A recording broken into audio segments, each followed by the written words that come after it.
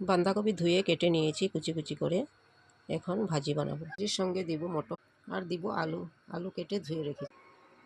কড়াইতে তেল গরম হয়ে গেছে, দিয়ে দেব পাঁচফোড়ন, দিয়ে দেব তেজপাতা, জিরা, ধনিয়া, হলদি, মরিচ গুঁড়ো দিয়ে দেব। কাঁচামরিচ ধুয়ে কেটে দিয়ে দেব। আলু দিয়ে দেব। মশলা ভাজা হয়ে গেছে, আলু ভেজে নেব। আলু ভাজা হয়ে গেছে, মটর দিয়ে দেব। বাঁধাকপি দিয়ে দেব।